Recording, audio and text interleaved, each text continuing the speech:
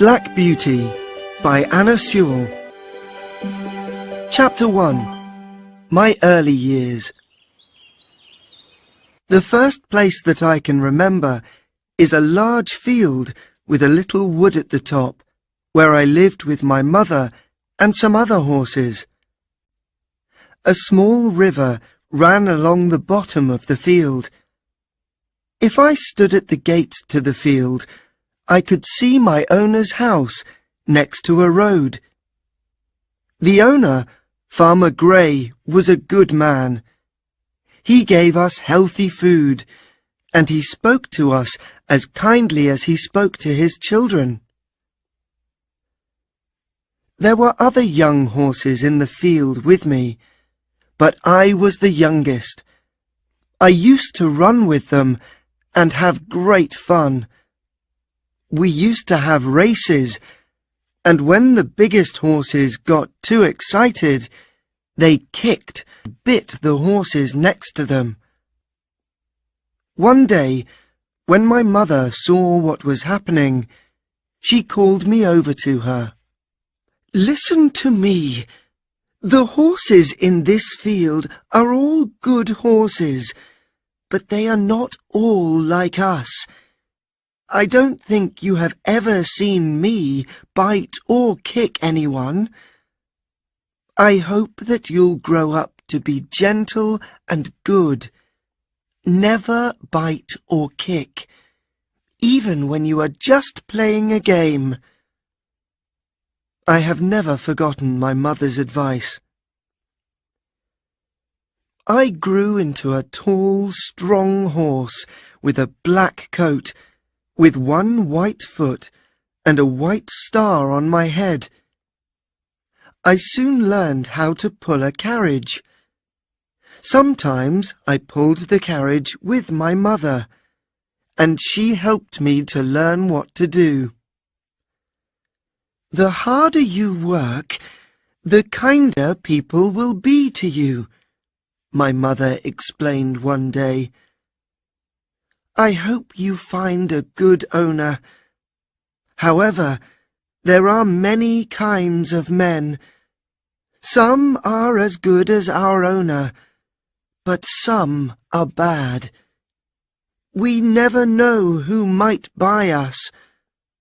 Sometimes people don't understand what a horse needs." I found out that my mother's words were very true. When I was older, Farmer Gray decided to sell me to a new owner. His name was Squire Gordon, and he lived in a big house in a place called Birtwick Park. It was a lovely place to live in, with large fields and comfortable stables. Squire Gordon had a kind helper called John Manley, who looked after me, and I soon became good friends with the other horses in the stables. One was a small fat horse called Merrylegs. He was a jolly, gentle horse who was always making people laugh because of the way he walked. He carried the young children of the family. Another was Ginger, a tall horse with a sad face. Merrylegs told me that Ginger often bit or kicked because people were not nice to her in the past. "Squire Gordon's children used to bring me apples and nice things to eat," said Merrylegs. "But when they knew that Ginger bit people, they became frightened, and now they don't come to visit us horses any more.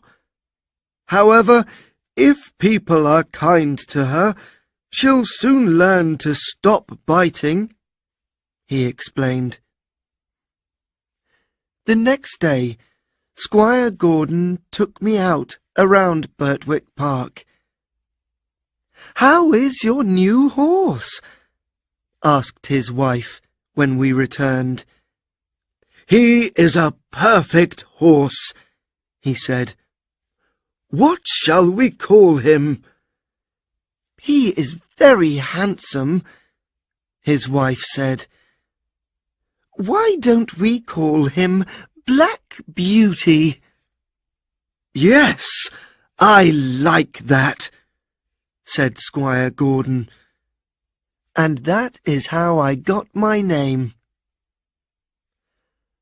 On some days, I worked with Ginger, pulling carriages. Although Merrylegs said that Ginger was sometimes bad-tempered, I found that she was thoughtful.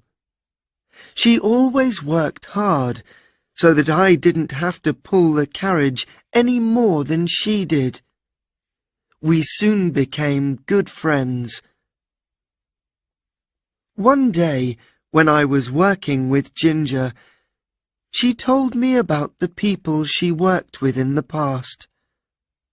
None of them was kind, and some of them were often cruel. She decided that she did not like people and did not want to do what they asked her to. The problem was that some people hit her hard when she refused to do what they wanted. That was when she started to kick and bite people.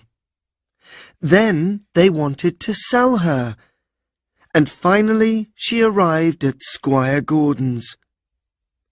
However, as time passed, Ginger understood that John and Squire Gordon were different from her other owners. They were always kind and gentle with their horses, and she was happy to do what they asked, most of the time. Then one day, she saw something that showed her that some people could be good. Squire Gordon was riding her when they passed a man who worked for Squire Gordon.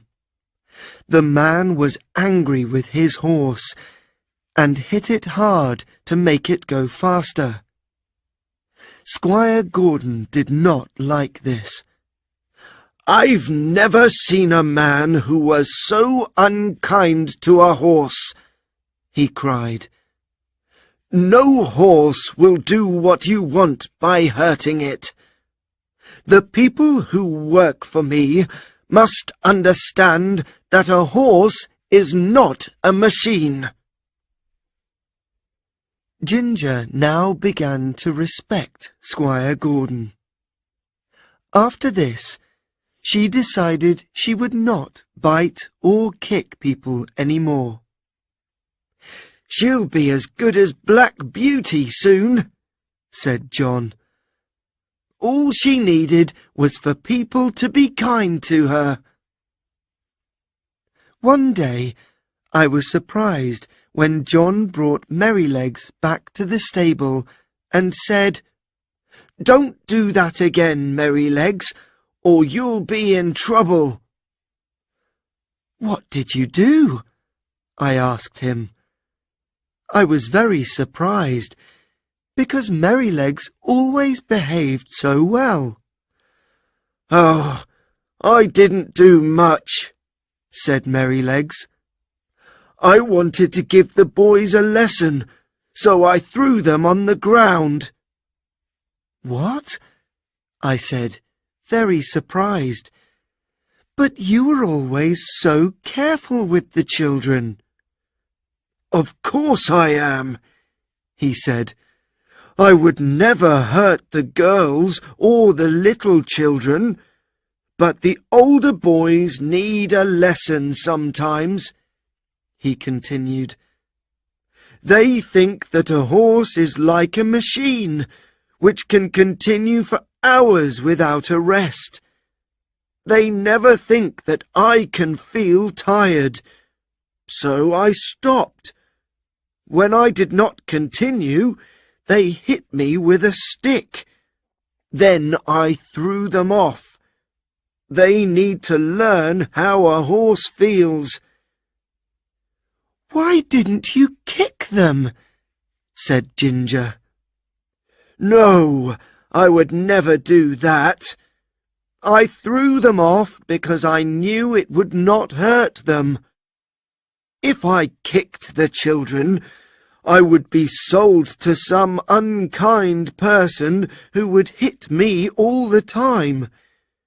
We must always remember what a good place we live in.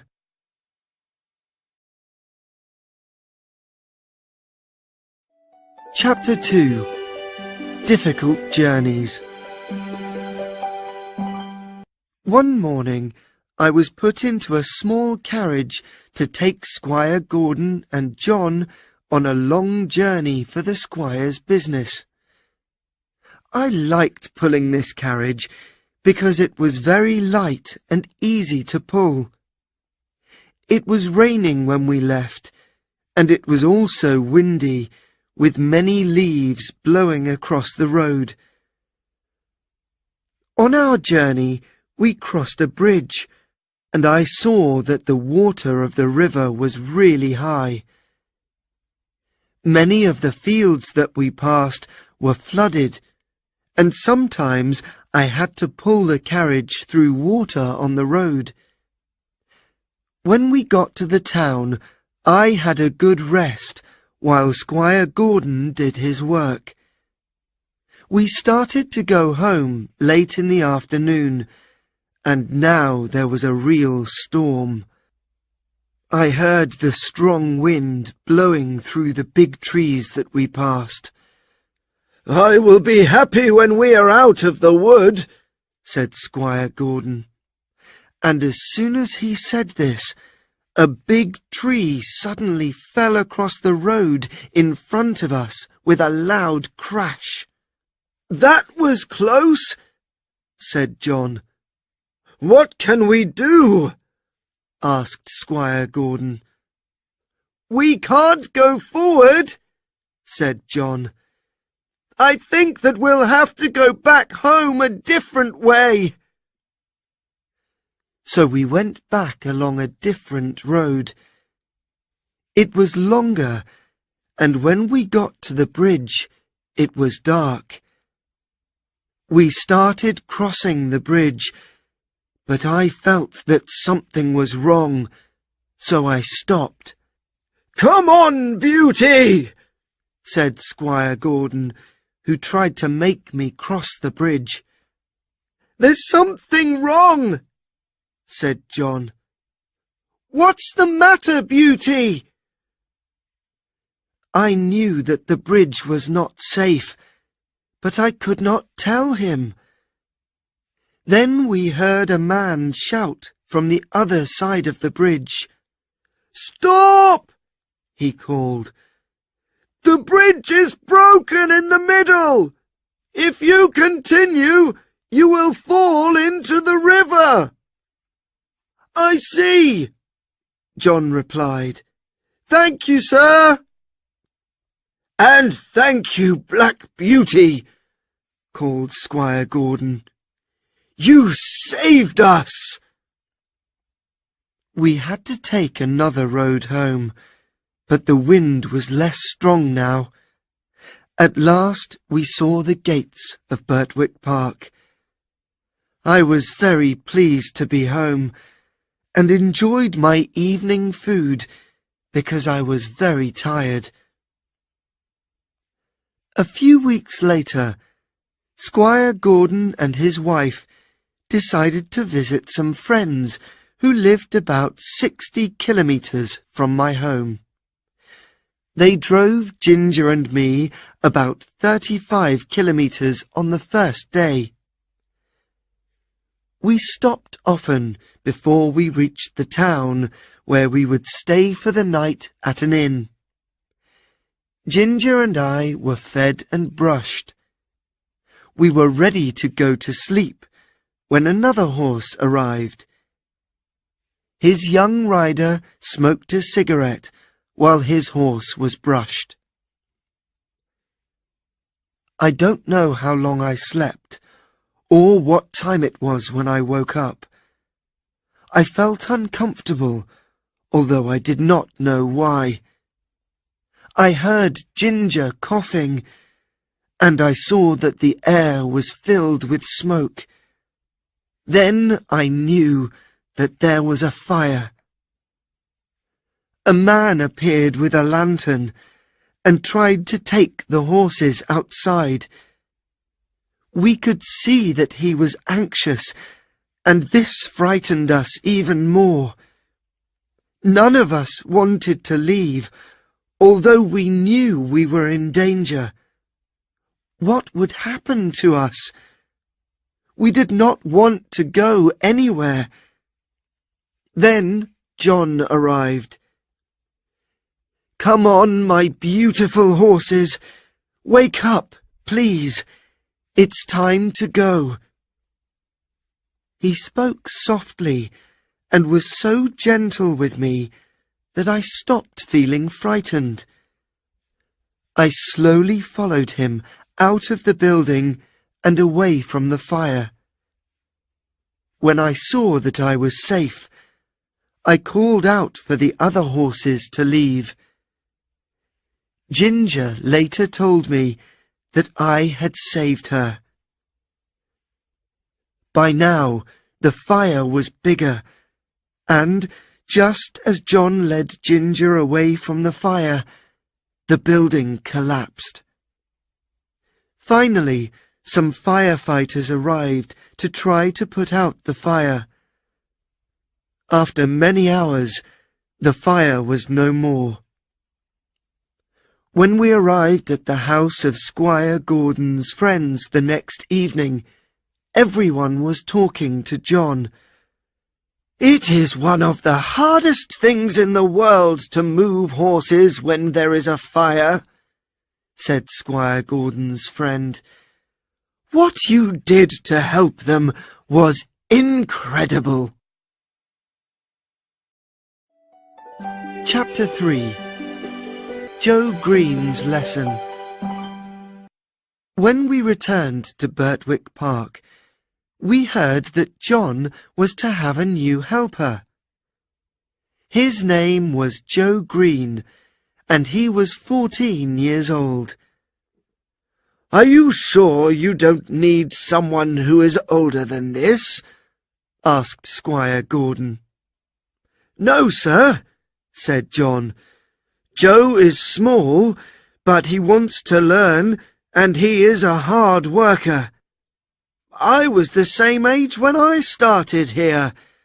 I had no family, but you looked after me as well as any parent. Now I live here with a good job and a good living. It is only right that I do the same to this new boy, Joe Green." In the next few weeks, Joe learned to sweep the floor, bring in the food, and wash the carriages. He was too small to brush Ginger or me, so he practiced on Merrylegs. He was a happy boy who was always singing. However, it was not always a happy time. One event happened that stopped Joe singing for some time. John woke me up when it was still dark one morning. Almost before I could open my eyes, he was riding me past the house. "Ride as fast as you can," called Squire Gordon, who was standing by the door with a lantern in his hand. "Take this note to Dr. White. My wife is very ill. When you find the doctor, Black Beauty can rest at the inn." "Yes, sir," cried John, and he rode me as quickly as he could through the village and out along the river. We went through another village, through a dark wood, up and down hills, until at last we came to the town. Everything was quiet and everyone was sleeping. Finally, we arrived at Dr. White's house. John knocked loudly on the doctor's door. "Mrs. Gordon is very ill. You must come now," said John, passing the doctor the note. "I will come at once, but I have a problem. My son has taken my horse, and I do not have another. Can I ride yours? He's very hot because he has run all the way here, but I think it's the only way to save Mrs. Gordon. I'll stay here, and you can ride Black Beauty." It is hard for me to describe the journey back. The doctor was heavier than John, and not such a good rider. I had almost no energy when we finally arrived back at Birtwick Park. The doctor ran into the house, and young Joe took me inside. All my hair was wet, and I felt so hot. Poor Joe was young, and he did not know what to do. A horse who has just run a long way needs to stay warm and drink warm water. It is a dangerous time for the horse, so someone should stay and watch him too. Joe did not do this. He did not put a warm blanket on me because I was hot, and then he gave me cold water to drink before he went away and left me alone in the stable. I began to feel very cold. All my body ached. I lay down and tried to sleep. When I woke up, John was at my side.